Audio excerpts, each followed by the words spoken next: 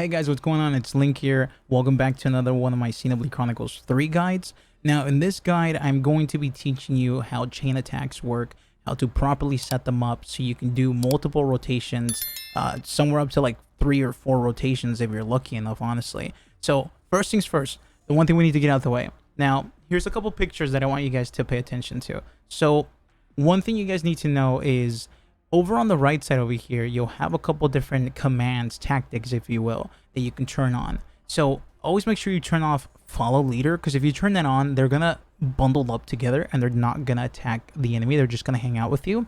Turn on focus attack if it's a level 3 or sorry, a tier 3 or a tier 2 monster.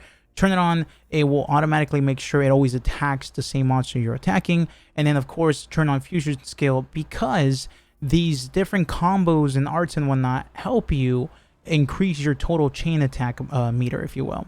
Also over here, you're going to notice that you have any combo. You also have the option to set burst combo, or you have the option to set smash combo. Mess around with that. Personally, I'm a huge fan of burst combo. That tends to happen a lot faster. Mess around with it. Depending on your team, you might like the other one, or heck, you might be fine with just putting it on any combo. So keep that in mind. Another thing that you need to keep in mind, and I will show you guys again in a little bit, but I'm going to say it right now. I would recommend to have 2 tanks in your team, 2 defenders, 2 attackers, and 2 healers. Just keep that in mind, because right now we're actually going to fight a tier 3 enemy, which I have right here, his little tombstone or whatever. We're going to go ahead and fight him. Now, I'm not going to talk for the first bit of the fight, but I am going to tell you what I'm going to do. I'm also going to speed it up so you guys don't sit here watching me fight it. So what I'm going to do is I'm going to make sure that even if I get my chain attack early on, I'm not going to activate it until he has like 35% health left, give or take. Once he has that amount of health, I will slow down the video back to normal speed, and then I will tell you guys what I'm going to be doing next.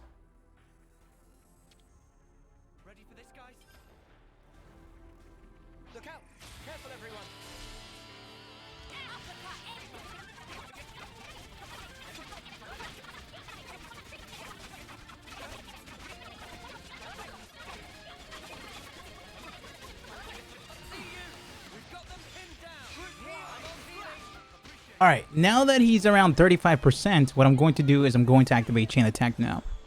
So with that being said, here's the first thing you need to know. Okay, so there is 3 different chain orders that you can get. Now, keep in mind that these chain orders give you bonuses. You can read what the bonuses say down below, and they are actually very important because they will apply at the end of one chain attack. It will apply, or rather at the end of one rotation, it'll apply to the enemy or to yourself depending on what kind of ability it is. So this one in particular, the bonus is attacks during chain attacks gain 70% chance to bypass defense. This one reduces attacker and healer aggro. This is for you. And then this one, attacks during chain attacks gain 70% chance to be unblockable. We're actually going to go for this one in particular so we can bypass defense and whatnot. Another thing that you need to understand is these numbers down here above the characters. The one with the highest number is the highest damage dealer in the particular rotation. Now, in this case, it's Teon, and it's important because of the following. See, every single one of these classes, attackers, defenders, and healers, have their own little perk in the chain attacks. The perks for attackers is if you use them first in a chain attack, they will get a bonus for being the first to attack called the First Blood, and they will do more damage, and they will also do more TP. I'll explain what that is in a little bit. They will do that if you use a defender at the end of a rotation, right before you reach 100 total points. You will always call back your highest numbered character down here, down below, and he will come back with an even higher number. If you use a healer, the healer will guarantee that no matter how much damage he or she does, they will not pass 99 points on the meter. That, again, if it reaches 100, the chain attack is over, and you go on ahead and essentially complete the bonus or whatever. So first things first, we're going to use him, obviously. Okay, now that we're here, when we fill up the tactical points up on the top right to at least minimum of 100, we will get this bonus, and he will do his attack. So what we want to do first is we're actually going to use our highest attacker, because remember, attacker's bonus is if you use them first, they will get First Blood. In this case, we're going to use... Oh yeah, I forgot to mention this, but if you look over on the right side, wherever this dot is, it's tied to these two moves. So if I use this move down here, I am going to get times 150% damage. Now remember, he's our highest attacker. So I'm going to use him right now. And I'm going to use that ability. I get first blood. I do more damage. I increase my TP points, which is tactical points, times the damage output, giving me a total of 64 points. Now, we don't have him anymore down here, as you can tell. He's no longer down here. But we can get him back next rotation. If you don't do what I'm about to say, you will not get him back, period. However, we're at 64 points. What we're going to do next is we're going to use a healer. The reason why we're going to use a healer is because if we use her and we use the damage multiplier, there's a small chance we pass 99 points. And if we pass 99 points and we didn't use a defender who guarantees me getting back my highest attacker, which is Taeon, we're going to lose 2 characters instead of only losing 1 character this rotation. So what we're going to do is we're going to use our healer instead, because no matter his level, or no matter the level, the number up here, he's not going to pass 99 points no matter what. Even if he gets, I don't know, 100 points randomly, he's not going to put me at 164 total tactical points. He's going to put me at 99 points no matter what. So we're going to do damage, which is white slash. And again, that's 41 points. That should technically be more than that. That should have been 105 points minimum times the multiplier, but it's not. It's only 99 points. So now we've officially lost our healer for sure because we cannot get him back. And now we need to try to get Taeon back. In order to get him back, all we need to do is use a defender because that's their perk. So what we're going to do is we're going to use our lowest level defender here. And by the way, when I say level, I don't mean their actual level over here. I just mean the level down here, or the number, if you will. So we're going to use her instead, and we're going to use the damage multiplier one to do more damage. Now we have officially lost our defender and our healer, but we finished a rotation, which we get the rotation bonus, which is the completion bonus over here on the right side. He does his damage, but we get Taeon back with an increased level down below. And the reason why he gets an increased level is because he came back because of the defender. The defender brought him back. Now that he's back, we're going to use this particular order or bonus, if you will, because it's really good. It reduces the enemy physical defense by 35%. Points during chain attacks. And now we know that we can guarantee ourselves another chain attack. Why can we? The reason why we can is because we're going to start this particular chain attack with Taeon again, and he's 64 points times the multiplier. He's going to get us anywhere between 80 to 95 or whatever points. Remember, that's still underneath 100. So we're going to use this. And once we get this going, again, we're going to use Taeon first, and he's going to get first blood, of course. So we're going to get first blood and Taeon 64, 71, 72, 73, 74, plus the damage multiplier, which puts us at 93 points. I was close. So what we want to do next is, if we use Mio, the attacker, the rotation's over and we lose both of them. If we use the defender, because of her perk, the rotation will be over. We'll lose the defender, but we'll get Taeon back.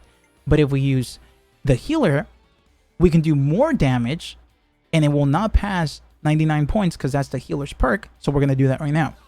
We do the damage that the healer does to the monster, but on top of that, we don't pass 99 points, allowing us to do one more attack in this particular rotation. And in this case, we're going to use the defender because it will allow us to bring back Taeon one more time. Another thing I need to explain too is every now and then you'll get a chance to have more than one character come back. The guaranteed because of the defender, and you'll have a random one if they do really good. It's random. Sometimes it happens if they do a lot of damage, they'll come back in the same turn and whatnot. It's really random. Not quite sure how to like proc it myself, but I've procced it one time. So now we're going to use the defender again. The defender is obviously going to pass the 100 points. So it's that times the multiplier, 132 points. He does a lot of damage, or the hammer move rather does a lot of damage. So that's going to happen. And remember, we get him back. Why? Because we finished the rotation with the defender. Now he has 93. Now he's a 93 level attacker, if you will, down here. So now he's at 93. So we can pick another different ability. Now this isn't going to give us the bonus for the next rotation because it's more than likely going to be over after this. But if it was over and he's still alive, we would carry this on through the battle or whatever. So we're going to pick reduce enemy ether defense now because we don't have a lot of ether attacks. Attacks during chain attacks gain 7%. Okay. We're going to go ahead and use this one. Actually, no, we're gonna use this one. So now that we're here, we have two options. We can use Taeon because he's back at 93, but for a fact, he's already given us 93 plus First Blood because he's going to be the first to attack in this rotation, plus times 400% damage. He's automatically going to put us at like 115 or whatever. We don't want that. What we want is her instead to get First Blood plus the 400 damage bonus, which should put us at, I don't know, maybe anywhere between 50 and 60, maybe 45. Let's see, what is it? Oh, 50. I was close. 50, 60. I was close. So now we got First Blood. We got her out the way. This is the last rotation anyway, so it's fine. Now we're going to use any of these two, but in particular, we're going to want to use, obviously, this one down here, the Hammerhead one, because it's going to increase the damage by 400%, and he's already at 93. He doesn't get First Blood, unfortunately, but that's fine, because this is the last character in the rotation anyway, and he's going to die. Also, another thing, too, the reason why we waited, like I said earlier, the reason why we waited until he was 35% health left to use our chain attack is because if we kill him in a chain attack, we increase our overall rewards, EXP, loot, etc., gold, you name it. We increase it if we can kill him within the chain attack. In this situation, we are going to do that. So I want to do that real quick. Now, pay attention to the top right because the meter is going to go more than likely above 150, and we're going to get 177, which is Bravo, instead of Cool. There's 3 levels to that meter. If you get it anywhere between 100 to 149, it's going to be Cool. But if you get it anywhere between 150 to 196 or whatever, it's going to be Bravo. If you get it anywhere between 200 and above, it's going to be Amazing. And by the way, in case you're wondering, yes, this does actually do more damage and more rewards overall as a whole. So there you go. That pretty much sums it up. Hopefully this tutorial helped you out. If it did, please like, please subscribe. And if you have any questions, please comment down below. Again, just a quick summary. Use 2 attackers, 2 healers, 2 defenders early on. Maybe up to like level 40 or whatever. After that, you can use just 1 attacker and then continue to bring him back. Maybe use 3 defenders instead, 2 healers, 1 attacker. And then that way you can constantly keep bringing them back over and over and over again. But personally, I like this method myself. I think it works best. I've been doing this over and over just to kind of learn it perfectly. And it works. So again, have yourselves a good one. And I will see you guys in the next video.